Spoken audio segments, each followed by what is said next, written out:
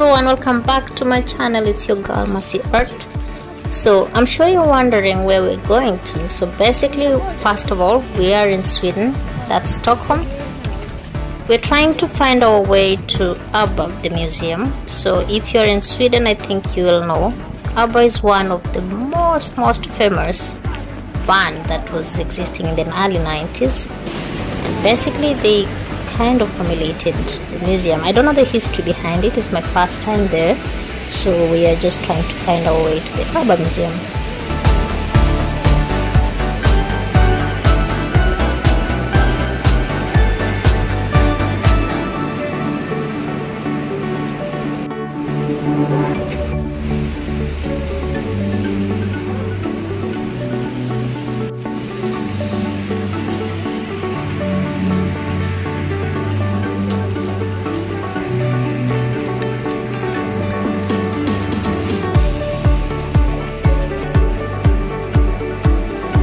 Okay, so there's something I need to point out about Stockholm is the beauty of art.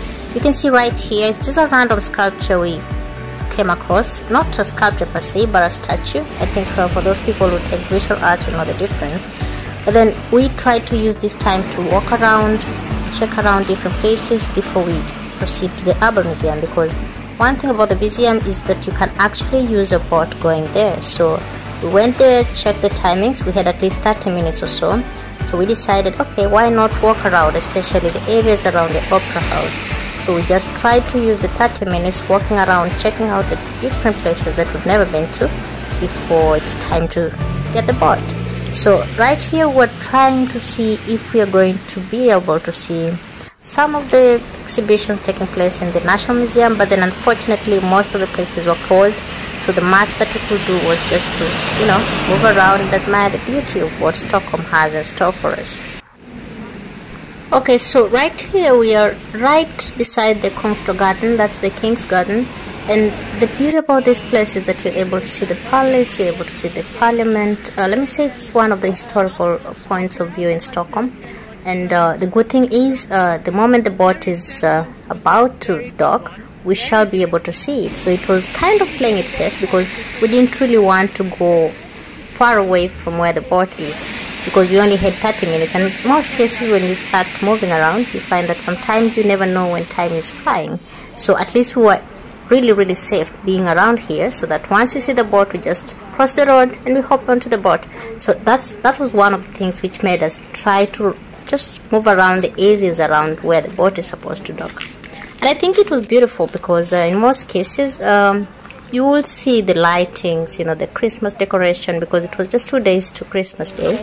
So technically everyone was just trying to prepare for the holiday, and everyone was in the mood. But the bad thing is that most places were getting closed, very early, maybe at 4 o'clock or so. So that's just the downside. But then, well, I must say I'm enjoying this. We would listen to that type of music, and we would have to be dressed the same way. There is China Theatre. There is a theater for musicals. Which building did you say that is? This one? Yes. I don't know. This one. The one in the blue, the white one here that you just with small windows. Yes. Inside. Yeah. It's 10 Konstmuseet. Oh. Okay. It's music of scene arts, and this one is just some hotel or something. Okay.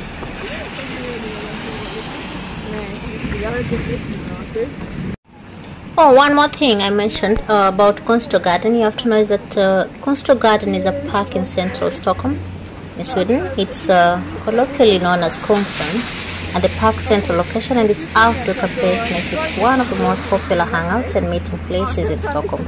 So in most cases, it's one of the first initial places a foreigner will know, So the boat will be here in the next 15 minutes. You can see right here is the map on how it's rotating from one island to another. So if you have the ASL card, you're able to actually use the boat, as long as the boat has the symbol, or rather the logo for the ASL card.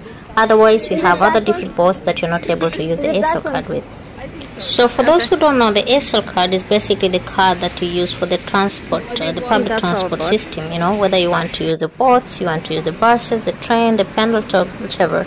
So you can either pay per month or you can pay per day, and basically it allows you also to use the boats, So I personally choose to pay per month because it's way economical. I only pay 970 krona. That's equivalent to around 11,000 Kenya shillings, you know.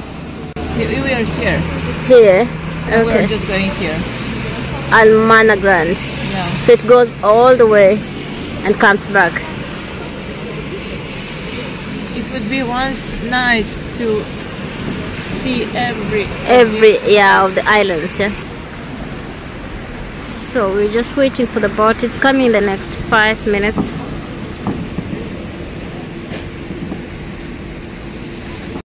Finally our boat is here, known as Joe Biden. This guy was yesterday. Yeah, actually it's the same guy. Yeah.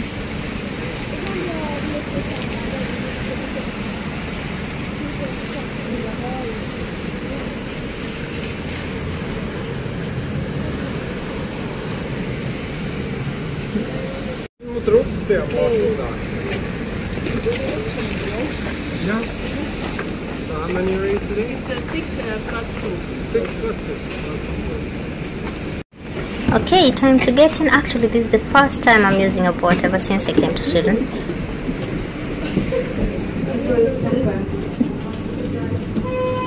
Smells like coffee. So this is how it looks like from inside, and I noticed one thing. It almost has the same vibe with the trains and the buses, you know. Maybe that's why we're using the Asian cards. Anyway, technically nothing so high-end. Let me say just an average kind of boat, but then it's good enough. You can always grab your coffee, you can have a snack, whichever way you want. And I think these guys were brewing some coffee here. So that was 10 minutes and we are ready to get out. Thank you. Thank you.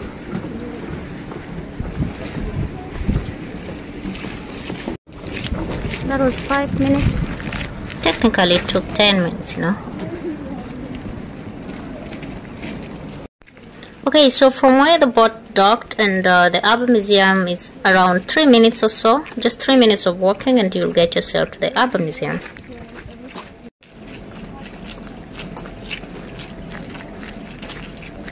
Okay, before we get to the Arbor Museum, just a brief history about Arbor, that is the music group. First of all, you have to note that Arbor is a Swedish supergroup formed in Stockholm. That was in the early 1972 by Agneta.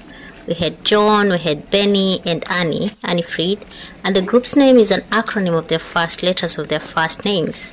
Now, one of the most popular and successful musical groups of all time, that is the Arbor, you know.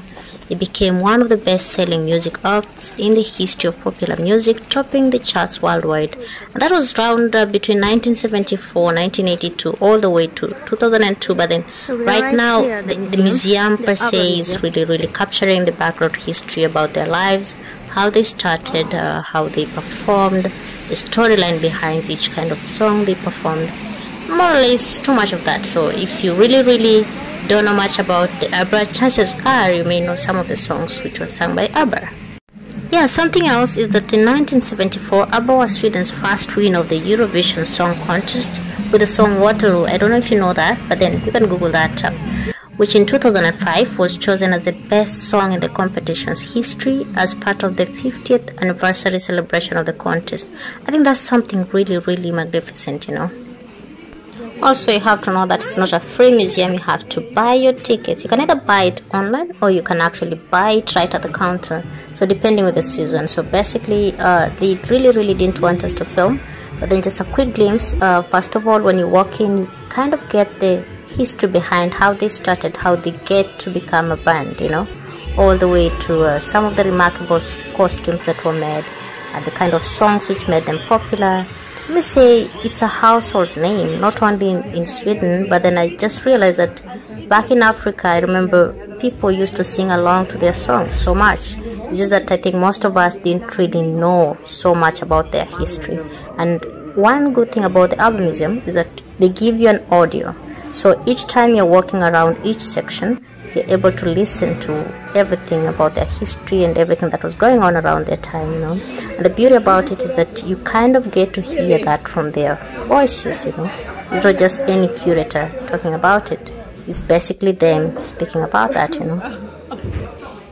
So you notice I didn't film much in the museum, but then immediately after that, the good thing is there is a very fantastic Abba, the restaurant, right beside the museum. So once you're done with the museum, you can always go by, order for some coffee or something like that, and just have a nice sip and enjoy and relax, you know. And that was so amazing, especially while visiting the Abba Museum.